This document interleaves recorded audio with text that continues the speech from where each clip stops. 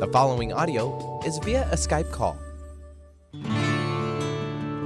Welcome to Talk Cosmos, the show where Sue Rose Minahan and guests unveil astrology's ancient archetypes that continually build the collective experiences in our unconsciousness. Get ready to find your free will from your roots in the stars.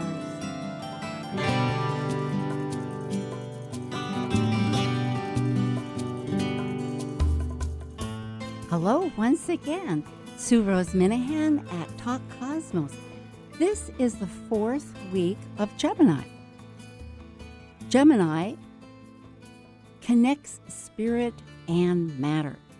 We've talked about the twins, Castor and Pollux, one mortal, one immortal. Their entire legacy was really matching time together in Hades, which is the underworld, and in Olympus, in the upper world. So we continue. Tonight we're speaking of communication again, which links spirit and matter with language, and ultimately going towards an esoteric consideration when I introduce my wonderful speaker guest friend tonight. I'm going to just give a brief idea of a few thoughts linking up into this, because I'm going to learn as much as you perhaps about esoteric astrology, which fascinates and really does give that conception of spirit. But writing, we remember, began as we know it in Sumeria, which is 5,500 years ago, in the Euphrates, Tigris rivers. And at that time, writing was not what we necessarily think of it. It was quite a flexible. Gemini, remember, is flexible because writing is a communication. It went from left to right, right to left, in columns, from left to right, up and down to up. There were many, many different ways. The Phoenicians actually took it from ideas symbolized by these characters into sounds, giving us an alphabet. And language is all symbolic. I think we need to remember everything we're talking about right now is energy, essentially, that never gets destroyed, always gets reformed. And it's a symbolic life that we're dealing with, particularly with astrology. And again, for those people that may have clued into our first talk, this is about the archetypes. So Gemini is about Mercury or Hermes and the planet Mercury as such, the physical, the third house, and Gemini, the twins. And speaking of the alphabet and language, because it brings out language, again, which is meaningfulness, and it's symbolic of thought, symbolic of speech, symbolic of writing. The scribes were prestigious as their legacy, as their contribution. The people would, communication, learning was important. So I have two thoughts that I will add to this before I give an idea of our guest and her great experience and knowledge about this area, is that the ancients felt that laughter was essential before prayer for the very reason that it alters our perception. And it really links into the loving attitude. How can we laugh? Essentially, there's all kinds of laughter, of course. Motive makes a big difference. But eventually it does shift that heart energy. Air, I've been reminded, carries water. Heat changes the air quality from accepting the moisture into the clouds and then dumping the rain. Water is represented as emotion. It's heart. Connecting to heart. It's another thinking process. It's not just the mental. So tonight, I could go on with all kinds of details, but I think I would rather explain about Marie O'Neill, who is from Santa Rosa, California, an evolutionary astrologer, a master level through the Stephen Forrest Apprentices program, also with esoteric astrology with Alan Oken. Maria is a life coach, a past life regression coach. She teaches at numerous places, just here at UAC, which is the United Astrology Conference that was held every 4 to 6 years in Chicago. It's a big deal. NORWAC, which is right here in Seattle, Northwest Astrology Conference. The EA Zoom, which is Evolutionary Astrology, which is online for those of you that want to check that out. It's wonderful with many teachers. And Kepler College, located here, an online astrology college. And today, in fact, she just spoke at the NCGR in Sacramento. And she has a website and capacity of Padma Life Coaching. So, Marie, hello, hello, hello.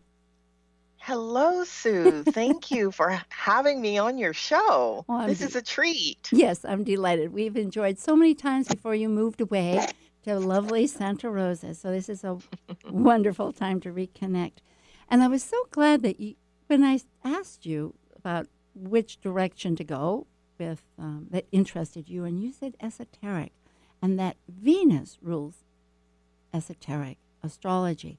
I've delved throughout the years a little bit into esoteric astrology. I love Alan Oken's perception, and I know it has to do with many elements. And as I realize with Venus, the heart, as I've expressed, but I'm ready to hear really thoughts from yourself. All right. Well, I hope this is a conversation. Yes, I will. But I Good. must say that Well, the Theosophical Library was closed, so I didn't get a chance to brainstorm. And I think I have a pretty good idea of Venus. I love this, like I say, with the heart, but it will be a conversation. All right. well, yeah, this is good. Now, Venus is on the esoteric side of things. Venus is the ruler of Gemini, whereas Mercury on the exoteric side is the ruler of Gemini. When I talk about, or when I speak about exoteric and esoteric, it's not a versus type thing. Exoteric is the personality based astrology, which is the astrology that 99% of us practice. Actually, 100% of us practice exoteric astrology. When we're looking at esoteric astrology, we're looking at soul-centered astrology. The difference is, as I said before, exoteric is personality-centered, meaning it is where we begin. When we began our incarnations or our life, we are learning about how we do relationship, how we take care of our money, our finances, how we deal with our friends, and that sort of thing. We're basically dealing with our personal life in relationship to outside influences, but it's just basically about us. It's more a person-centered way of looking at things or looking at our lives. When we're dealing with esoteric astrology, the personality is still there or still here. Sure. It's just doing the bidding of the soul or the higher mind. I mean, depending on your belief system, some belief systems don't use the term soul. Some use higher mind, and others use the term soul. In this case, the soul has taken the reins, so to speak, and is directing the personality rather than the personality directing the life as a whole. That is, in my opinion, the best way for me to describe it to the audience. And it doesn't mean that if you're working with the personality, you don't have a soul. It doesn't mean that at all. It's just that at some point in our lives, we evolve our consciousness to a point where we are using our personality for the benefit of humanity, and the soul is driving the personality. Does that make sense? Yes. And as you were saying before, it just connects so well with Gemini because it really always, to me, has the elements of spirit and matter. You know, the whole need, I mean, right back to Hermes to begin with, and Mercury with the caduceus that he held with the snakes and the life, being the messenger between, without boundaries, you know, going below, above. Right, because when Mercury is ruling Gemini, and Gemini being ruled by Mercury is about perception. That's the ultimate goal, really. It's perception. It's seeing. It's experiencing. It's learning through experiencing life or watching other people experience life. It is, yes, That language mental, is yeah. the thought is a part of it, and language is of course a part of it. But remember, with Mercury being the ruler of Gemini, we become more the journalist, Ah, the the because recorder. we want facts. It Mm, doesn't really matter whether those facts are true or false. It's about facts. It's about okay. information. So they work together. This is what I'm really getting the drift of it. That it it is a harmony of unity, and perhaps this would ring bells, and you can let me know. But I was noticing an uplift, which I get in my email, and a woman. Let's see, who's her name? Johanna Bassett. She wrote about how to start thinking with the heart. And just the neurobiology of the heart is so many factors.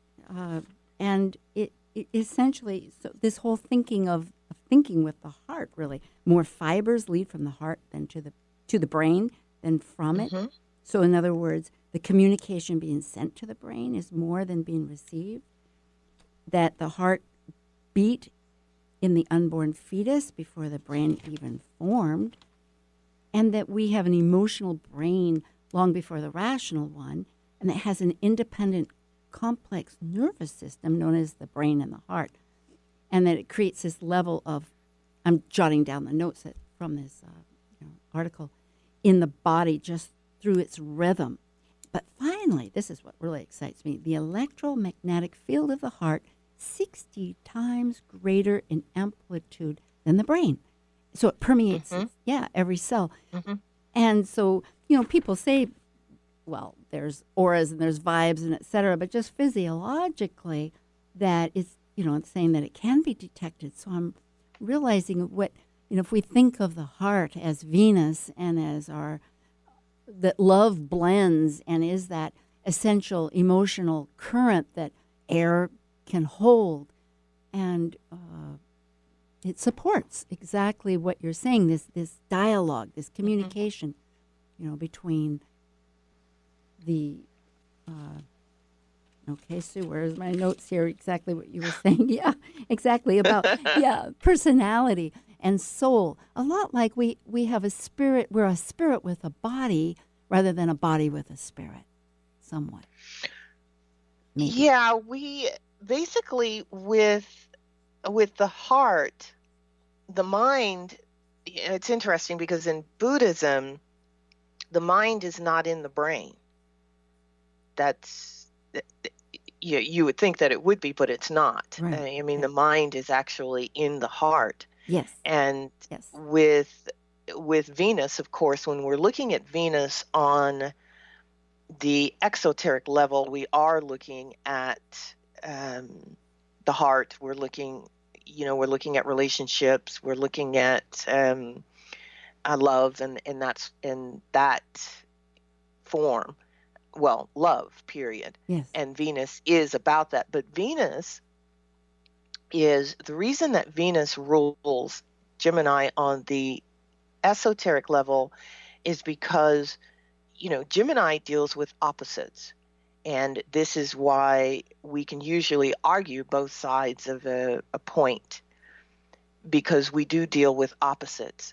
But it doesn't, the opposites stay opposite Mm. with when Mercury is ruling Gemini, because it's just about the information. With Venus, Venus is about synthesis, about marriage, marrying those opposites to come up with a third, more economical or optimal way of being. So when we're dealing with, say, an opposition in a chart, we are looking at, in the mercurial way, we're looking at this or that. Whereas Venus is saying this and that become a third. Okay. The unity of, Yeah, I see. yeah, Yes, it's the unity. rather than polarity. Yes. Right, rather than polarity. So this is why Venus becomes the ruler of Gemini on the esoteric level. It takes it to a higher purpose, because remember, we had Aries and Taurus before Gemini. So Gemini is taking the form that Taurus has created and putting it, the mind to it, and putting thought to it, and words, and making it so that we can communicate.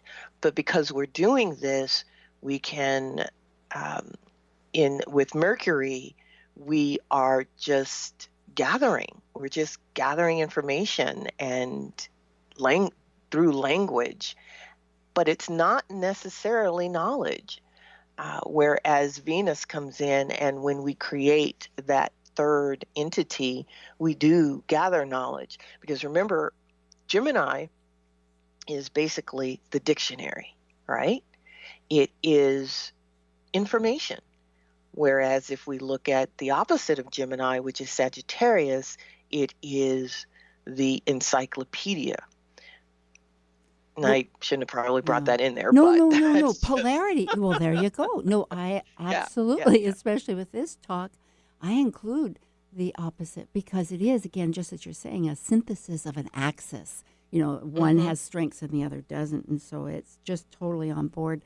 But, I'm realizing as you speak that it is a matter of language, because in my heart and mind, I often think of the two connecting as a synthesis. But then I realize, as listening to it, because it's always a matter of how things are, words are symbolic, as we were saying, or I was saying, of designating a whole echelon of conceptual thought.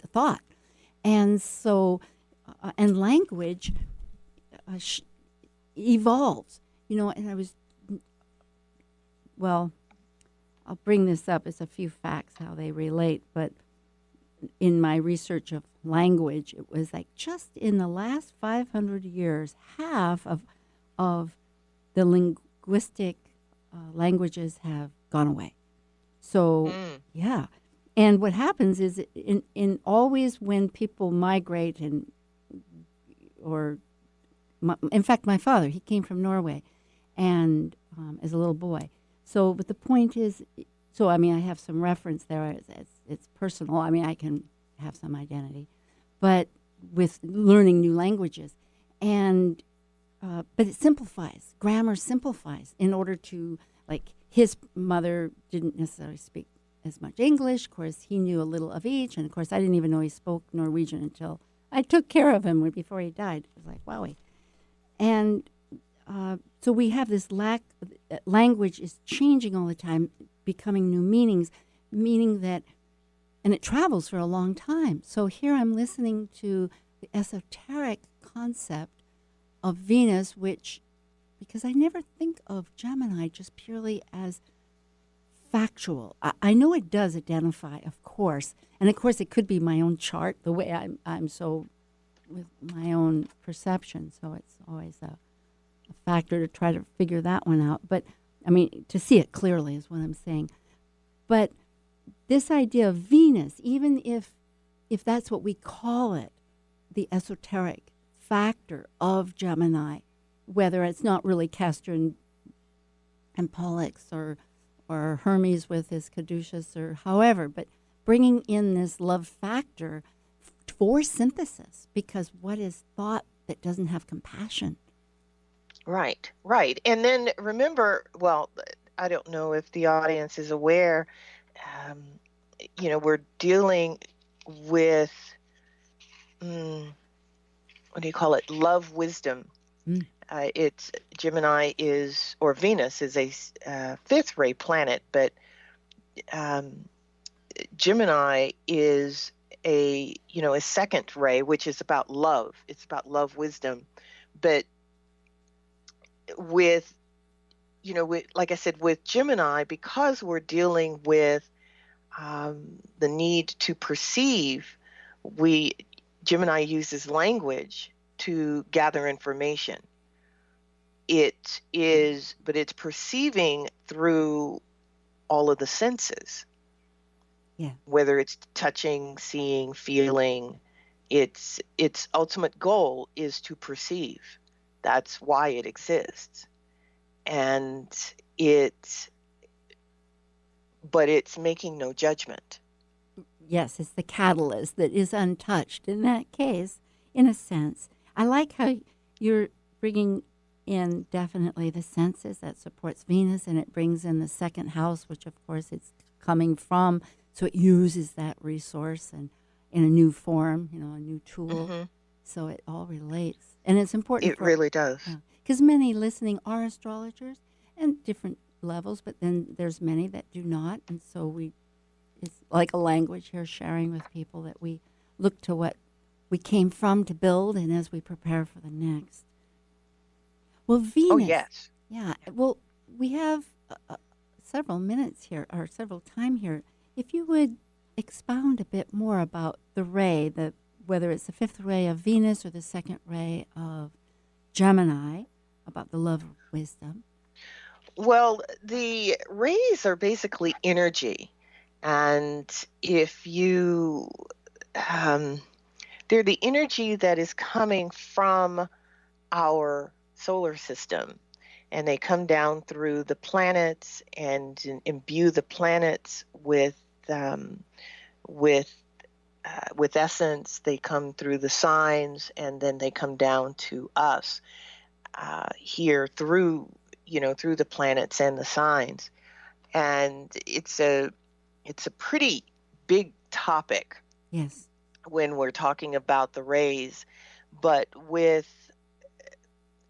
when we are referring to them and we're talking about Gemini and we're talking about love, basically we're looking at our Earth plane, and we're looking at our planetary solar system, which is really all about love. That's really all there is love. It's just how we get to the core of it, how we actually get to ultimate love, which we could talk about. There's various degrees of love based on our level of consciousness, and our ultimate goal is to elevate our consciousness, to achieve enlightenment, so to speak. And with Venus and with Gemini together, they're unique, and that they together, you think about when we go back to Pallas and Castor being twins, but they were born from the same mother, but two different fathers. Yes. And the story there, the love that the brothers had for each other caused one brother to give up part of his immortality so that the other brother could live. This was very selfless, and it ultimately helped humanity, because remember, these two brothers were also there with the birth of Venus. When you look at the story of Venus's birth out of the water. But anyway, the point is, with the rays, especially with the ray of the second ray, it is all about love. And that is what we humans are about. Now, how we get to that love is another story.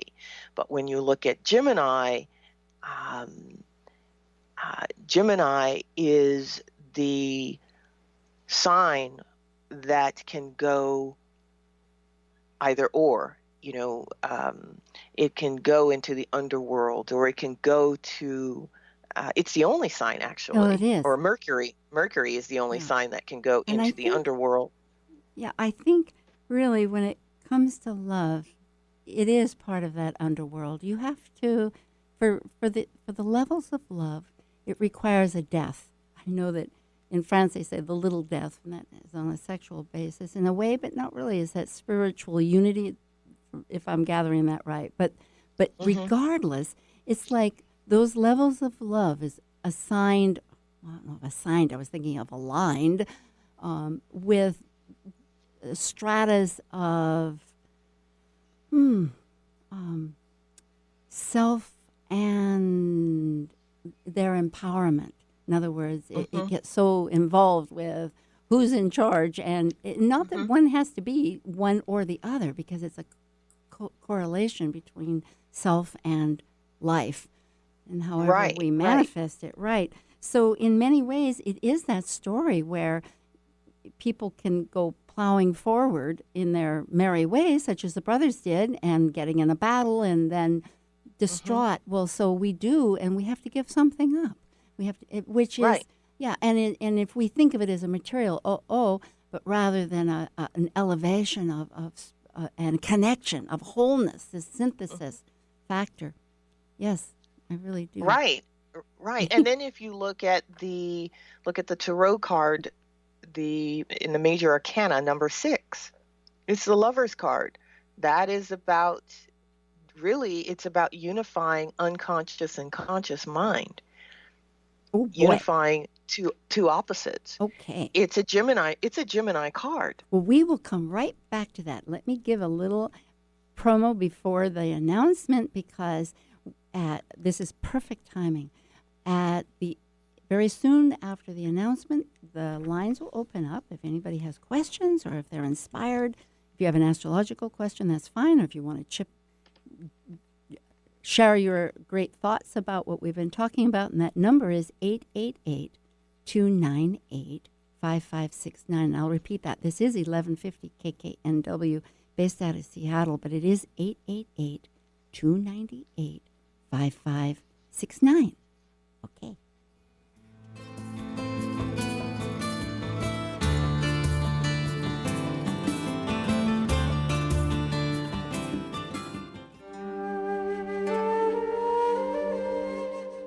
While we take a break from this week's edition of Talk Cosmos, let's take a look at this cycle's archetype.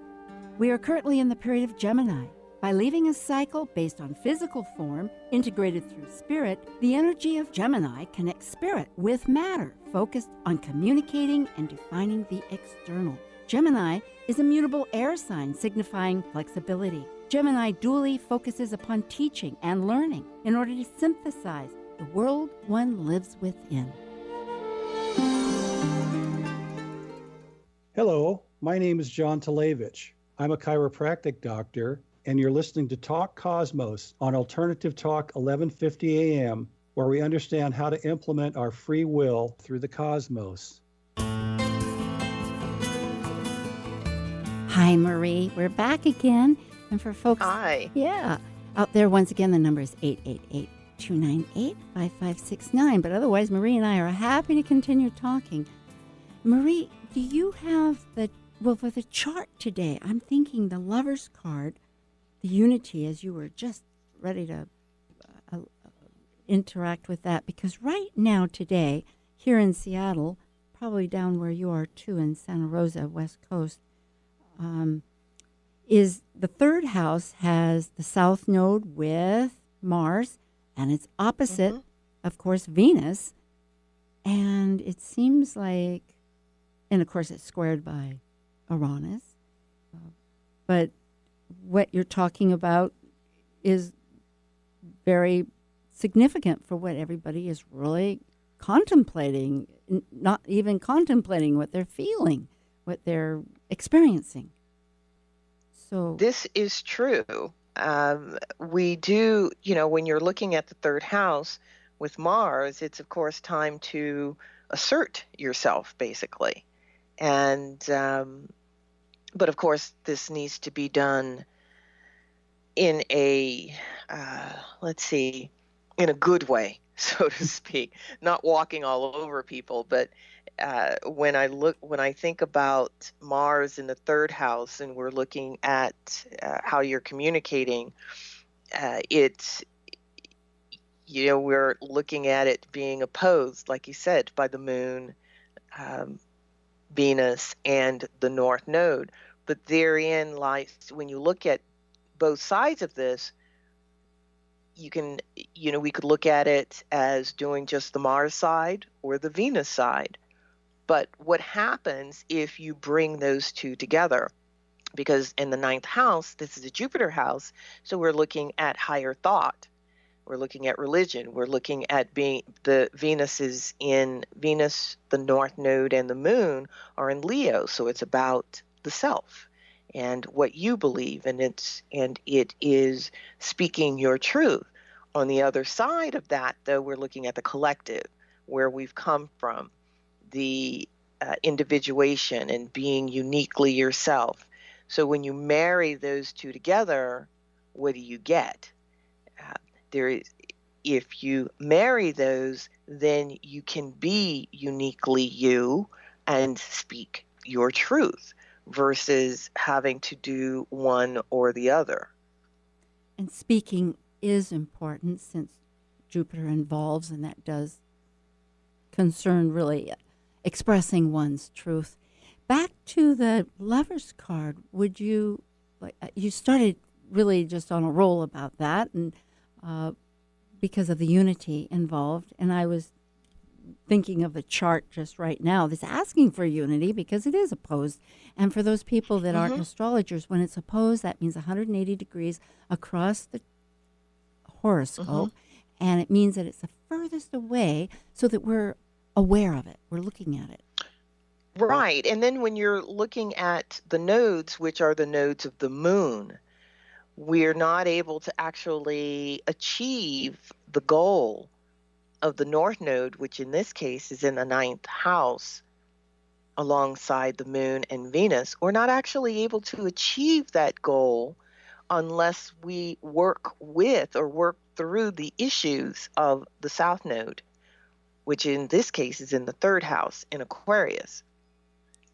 So, but that third house South Node is also a gift. It's something that we came in with to work with. And so what I find is with the Lover's card, which is Gemini, when I am working on an issue, whether it's this opposition that we're looking at in the chart or any issue, it's never about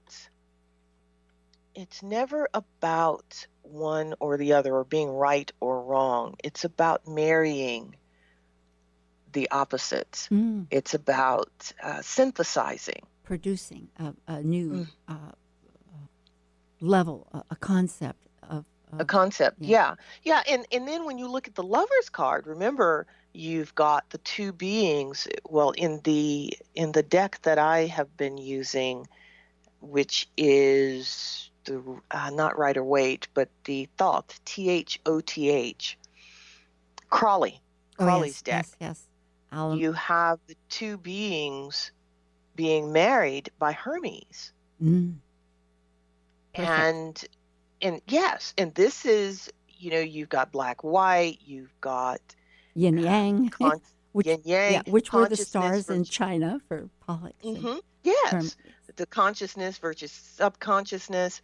And so when we look at that card, we have to look at what is synthesis. I mean, when you're, for those who are in relationship, you can have an argument with your mate. Yes. We have a caller. We have somebody that would like. Yes. Do you have your astrology?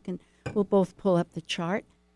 I see. So he's got the class that I just taught today was on the decanates too.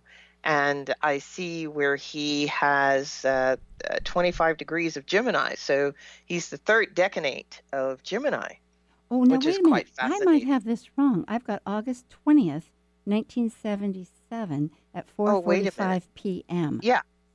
Yeah. Oh, I know. I've got some wrong city. Darn it. Oh, boy. Wait a minute. Let me just go back. Yeah. Yeah. August 20th. Oh, I see. I have. Oh.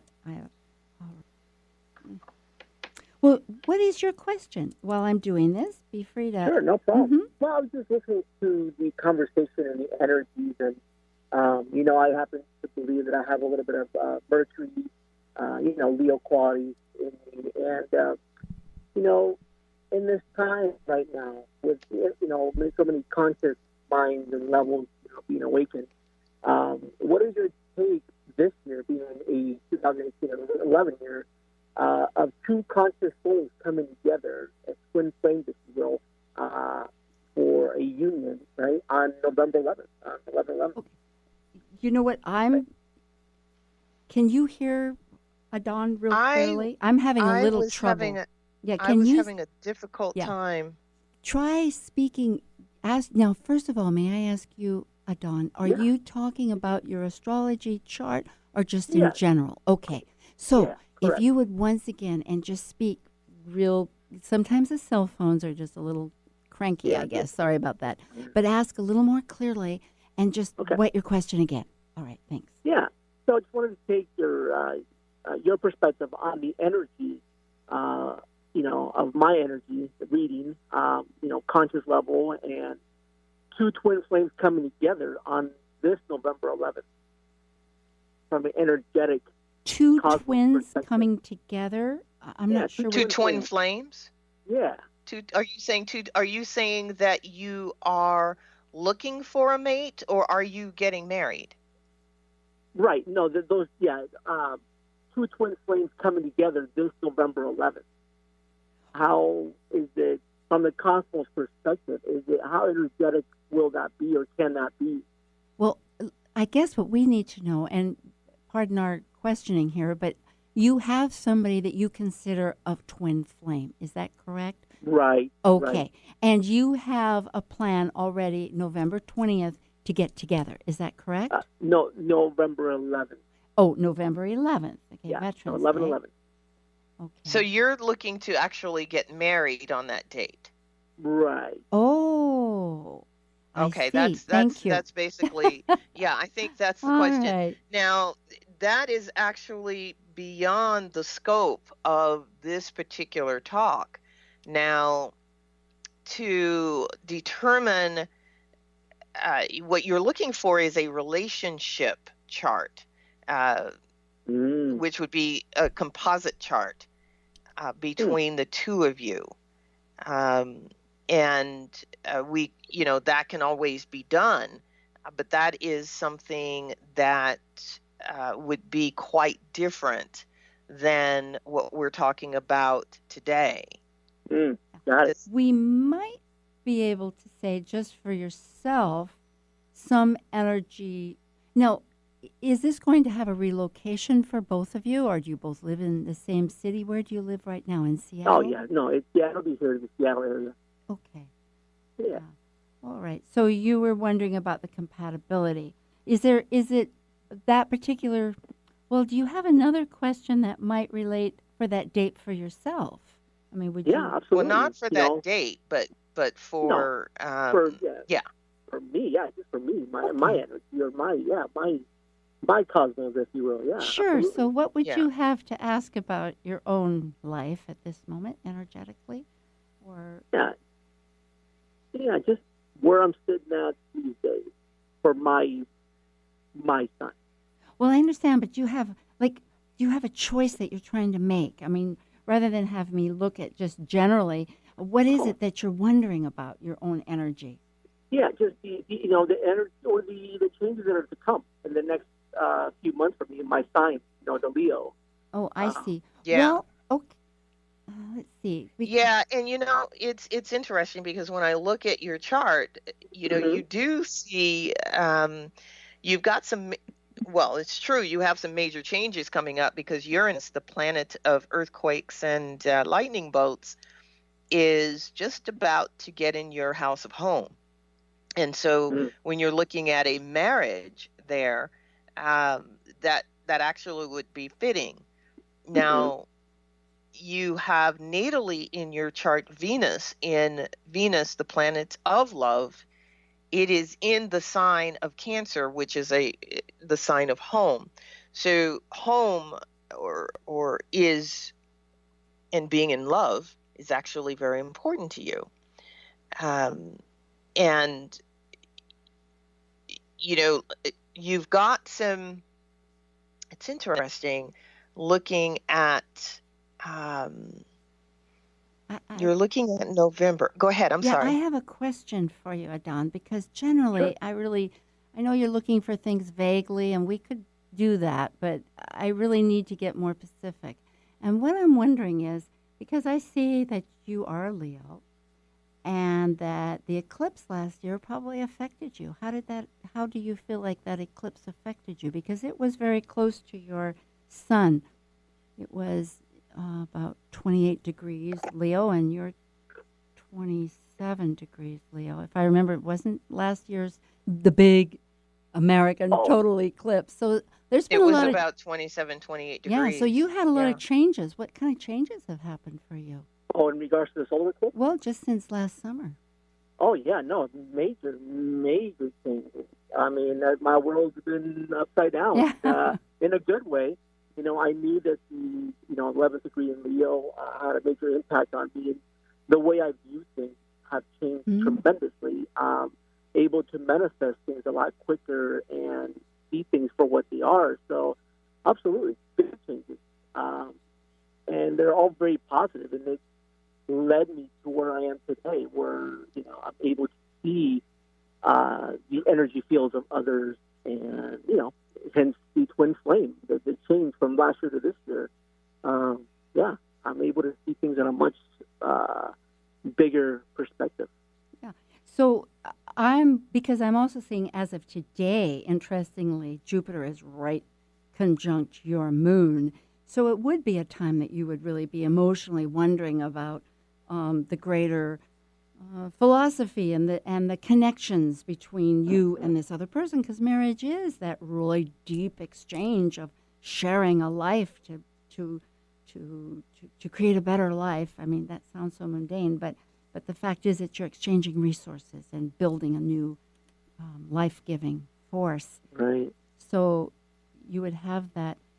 And with 2018 being an 11 year, I thought it was really fitting, right? 11 situation, and very symbolic, I would think, to have that union now and that energy. Oh, I at see. this time. So you do think numbers, which would make sense. Do you study in, like, I see your sun is in the 8th house. Do you have special disciplines that you like on a personal shamanic pathway of connecting to energy? I never really thought about it. I'm just me being me. Sure. Yeah. When you speak of numbers, I think, wow. Yeah. You are looking at life in that Yeah. perspective. I see the synchronicities. I get the messages, the downloads, if you will. Absolutely. Yeah. Everything revolves. My world revolves around numbers. Yeah, if I see them. Yeah. So we have maybe a minute or so there. I mean, we don't have other people that are calling in, and then Maria and I will conclude things between ourselves. We really appreciate you calling, by the way. And again, I will say right now that if you have further questions, Marie is on. I mean, we're both accessible through Talk Cosmos. You can find access to both of us, and either of us would be glad to work with you in that relationship. Marie certainly can. Awesome. No, thank you so much for taking my call. I just wanted to see how that, the energy you were talking about, and how my reading even takes. Well, we can see, like Marie said, that relationships are important to you now, and so and it is an emotional life that you are really looking for to share on a philosophical soulmate consideration. But before we hang, I don't know if we have time here, but do you have something else that really is pertinent about wondering about your, have we answered what you want, or do you have something else that you can? Oh, no, I think you've answered it. No, thank you so much. Okay. Marie, did you have something that you see that you want to No, I think it's fine. Yeah. Congratulations on Yes. getting married. Especially to a twin soul person that you feel so Yeah. connected to. You know, yeah. Yeah, thank Yeah, you. he's doing the sixth lovers card literally, which is wonderful. Yeah, and yeah, I can see that meeting of the philosophy is very important for you. And so I wish you the very best. And if you do, Don, want to call back again, we'll hang up now. And thank you so much. All right, thank you. All right. Have a good night. Thank you. Good night. Hi, Marie. Well, that was interesting that we'd have a call that was actually on twin flames, thinking of all the Gemini thought. That's so appropriate. It's just the energy coming that is synchronistic when we're, which a word that we understand is just energy being attracted and in. So it's a beautiful thing. It is. That's wonderful. And I wish him all the luck in the world. And I know that, this is going to be fantastic for him. Yeah. Because looking at go ahead. No, I was just thinking about back to the chart just a little bit, because you had said that Venus is the esoteric of the mutable cross. And of course, Gemini is one of the mutable signs. And for those astrologers. Well, actually, she's the ruler of Gemini on any cross. Oh, okay. I thought you were saying earlier that it was the mutable cross. I was just thinking right now, everything's mutable. And it is a grand cross. There's. Oh, yeah. It is. But that's different when we're talking about esoteric astrology. When we're looking at the different crosses, and there's 3 crosses: the mutable, fixed, and cardinal cross. Yes, energy. We all start out on the mutable cross, which of course we're looking at the mutable signs. But it takes lifetimes. But why is it mutable to start when the horoscope starts at? I realize this is just one language, one way. In fact, I've realized that there were, I think, in other cultures where it goes from fire to, it goes backwards. I mean, it goes from water to air to earth to fire rather than the Aries, of fire. But why would it start on mutable? Because we're talking about consciousness. And we're talking about we're learning and growing and evolving, and we're changeable at the beginning, and that's where we start. And all of this information is available through the Alice Bailey teachings and the Theosophical Society. I'm glad you brought that up. Yes. Yeah, and so we start off with the mutable because we are. It's an impermeable world. Yes. Right, but it takes lifetimes, many lifetimes, to evolve past the mutable cross, and then we go, and we really haven't touched on the different crosses today. This is something that might. It's very difficult to talk about it in just a few minutes. No, esoteric is. Yeah, esoteric astrology is it's as deep a subject as, whether you're studying Vedic astrology or evolutionary astrology. Well, and actually, esoteric astrology can be used in tandem, and it should be used in tandem with traditional exoteric astrology. Okay, no, I agree with this. I like it. And then even on the bit that we have discussed, it dovetails beautifully on so many different levels. I mean, you could express it again, and it is a language. So it is really a matter of understanding and translating. And again, as languages, meanings change and they get simplified and ramified and all that good stuff. But to pique my interest, if it was going to be a fixed cross, what sign might it be rather than Gemini? Would there be another sign that would be a fixed cross esoterically? Or is that a question? No, that's something entirely different. Okay, scratch. When you're talking about the fixed cross, you move from the mutable cross to the fixed cross based on passing certain tests in life. It has nothing to do with where Gemini is or any of the other signs. And like I said, it's lifetimes. Yeah. Well, on each of these crosses. I do appreciate you helping me conclude that, because tonight is about Gemini, and tonight is beautifully introduced with Venus, because as we sit right now, there's this powerful time ahead that we are experiencing now that's only going to deepen through the summer with this opposition between Mars and Venus, with these lunar nodes, which is emotional, that there are fixed points. The nodes are not planets, as astrologers realize, but they're where we come from into this life and where we are integrating. Again, this entire, very appropriate for a Gemini conversation, because it is synthesis, it is integrating, it is bringing spirit and form together. And so... Yeah, it is. Yeah. And Mars is getting ready to go retrograde too, so... Yeah, the action will be more within. Exactly.